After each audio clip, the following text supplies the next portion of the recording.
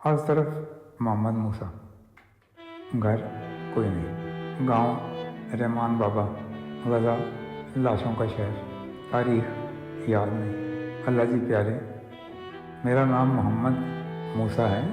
पिछले साल जब पहली दफ़ा दुश्मन हमारे गांव में आए थे तो मेरी उम्र 7 साल थी। मैं कल शाम को मस्जिद में सबक के बाद इमाम साहब से पूछा कि हमारे घर तो दुश्मन ने गिरा दिए हैं, लेकिन अल्लाह ताला का घर नूर मस्जिद भी गिरा दिया है, तो फरिश्तों ने अल्लाह ताला को नहीं बताया कि कुछ लोग भेजें और मस्जिद को ठीक कर दें। इमाम साहब मुस्कुराए, बोले अल्लाह ताला के बहुत से घर हैं। एक घर उनका आसमानों पे है, एक घर उनका मक्का में है, और नूर मस्जिद ऐसे हज़ारों घर उनके पूरी दुनिया में मौजूद हैं।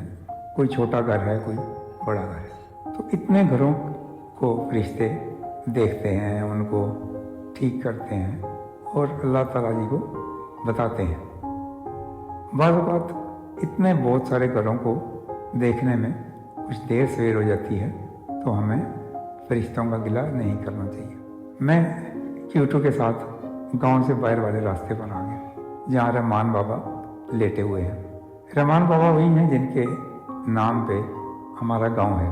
रहमान बाबा ने एक दफ़ा कहा था कि अल्लाह ताला के फरिश्ते 2 तरह के होते हैं। एक जो अल्लाह ताला की तस्बीह करते हैं और आसमानों में अल्लाह ताला के काम करते हैं, वो नूर से बने होते हैं, और दूसरे आप जैसे छोटे बच्चे जो मिट्टी से बने होते हैं। मुझे याद आया कि मैं भी तो फरिश्ता हूँ, तो मैं क्यों ना आपको अपने गांव की सारी बातें बताऊँ।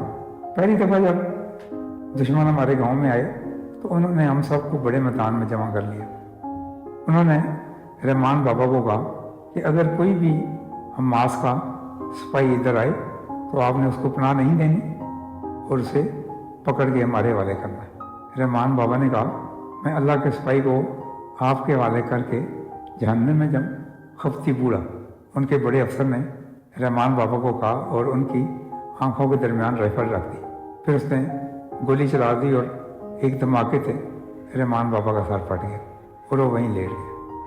फिर उस अफसर ने हमारी तरफ देखा और कहा कि अगर किसी ने भी इनको दफनाने की कोशिश की या यहाँ से उठा के लेके जाने की कोशिश की तो हम आपके गांव को मलबे का ढेर बना देंगे। इसके बावजूद भी उन्होंने टैंकों से थोड़े से गांव पे फायर किए, जिससे कुछ कच्चे घर गिर गए, कुछ बड़े घरों में सुराख हो गए, कुछ आग लग गई।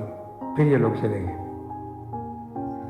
अल्लाह जी, आपको तो पता है हमारे गांव के बाहर एक बहुत बड़ा दरख्त है जिसके बड़े बड़े सब्ज पत्ते हैं। एक दिन दुश्मन के टैंक यहाँ पे फायर करते हुए आए, और जिस चीज़ पे फायर करते वहाँ पे आग लग जाती। एक गोला दरख्त के पास फटा और वहाँ घास को आग लगी और फिर पूरा दरख्त जल गया। लेकिन वो दरख्त गिरा नहीं, वो अभी तक खड़ा है, जला हुआ दरख्त। लोग इसको रहमान बाबा का सिपाही करते हैं। अल्लाह जी, आप गनी दादा को जानते हैं, जिनकी बहुत सारी बकरियां थी। वो बकरियों को सुबह लेकर चले जाते और शाम को उनको वापस गांव ले आते। एक दिन दुश्मन के 2 जहाज हमारे गांव के ऊपर से गुजरे तो उन्होंने कुछ बम बरसा दिए। उनमें से एक गोला गनी दादा के करीब गिरा। उसके कुछ टुकड़े उनके बाजू और टांगों पे लगे। उनकी सारी बकरियां जख्मी हो गई। लोगों ने जल्दी जल्दी सारी बकरियां दबा कर दी। गनी बाबा का एक बाजू और एक टांग बिल्कुल जल गए। उन दिनों यहाँ पे किसी मुल्क से डॉक्टरों की एक टीम आई हुई थी जो बच्चों को दवाइयाँ दे रही थी। उन्होंने गनी दादा की मरहम पट्टी की, लेकिन उन्होंने कहा कि हमारे पास ज़्यादा दवाइयाँ नहीं हैं, तो आप इनको गज़ा या बैरूत लेके जाएं। उस दिन से गनी दादा अपने घर में लेटे हुए हैं। वो हर वक्त दर्द से शोर करते हैं और आपका नाम पुकारते रहते हैं। गनी दादा के घर वाले पहले ही इस तरह के एक मामले में घर गिरने की वजह से दब कर मर गए थे। इमाम साहब ने बताया कि गनी दादा को बहुत दर्द है تو اللہ ताला किसी फरिश्तों को भेजेंगे तो वो इनको अपने पास बुला लेंगे, जहाँ इनका बाजू और टांग भी ठीक हो जाएगी, इनको शहद और दूध भी मिलेगा और इनको बुना हुआ गोश्त भी मिलेगा। हम ये बात बताने, मैं और क्यूटू ये बात बताने के लिए गनी दादा के घर गए, लेकिन वो हमारी बात सुनते ही नहीं थे। वो बस ज़ोर ज़ोर से दर्द से रो रहे थे और आपका नाम पुकारते जा रहे थे। अल्लाह ताला जी, 2-3 दिन पहले मेरे पेट में बहुत दर्द हुआ, क्योंकि मैंने भी बहुत दिनों से कुछ सही नहीं खाया। मेरे आंतों में शदीद दर्द हुआ और मैं रोने लगा। माँ जी ने कहा कि वो सुबह मुझे कुछ चने या कोई चीज़ दे देगी। क्यूटू मेरे लिए बाहर से गोश्त का एक टुकड़ा लेकर आ गया। माँ जी ने उस पर बहुत गुस्सा किया और उसको डांट कर भगा दिया। वो एक इंसानी हाथ लेकर आ गया था। अल्लाह ताला जी, पहले मैं क्यूटू को गांव के स्टोर से इसकी खुराक ला कर देता था, लेकिन अब वो स्टोर भी बंद हो गया है, तो ये इंसानी हाथ और इस तरह की चीज़ें खाता है। अल्लाह ताला जी इसको माफ़ कर दें। क्यूटू को आप जानते हैं, 2 साल पहले जब बाबा बैरूत गए थे मजदूरी करने के लिए, तो वहाँ से वापसी पे क्यूटू को लेके आए थे। उस वक़्त से क्यूटू हमारे साथ है। अल्लाह ताला जी, कुछ दिन पहले आपने खाने पीने के रिश्ते को भिजवाया था। उस दिन हम सारे गांव वाले और साथ वाले गांव के लोग भी बड़े मैदान में जमा हो गए थे। एक बड़ा सा जहाज आया, उसमें उसने खाने के थैले, जिसमें आटा, चावल, दूध और बहुत सारी चीज़ें थी, वो फेंकने शुरू किए। पहले तो जो भी थैला नीचे आता तो एक छतरी खुलती और वो आराम से नीचे आता, लेकिन फिर कुछ ऐसा हुआ कि छतरियाँ खुलनी बंद हो गई और थैले बहुत ज़ोर ज़ोर से पत्थर की तरह नीचे गिरे और बहुत सारे लोग उसके नीचे आके मर गए, बहुत सारे जख्मी हो गए।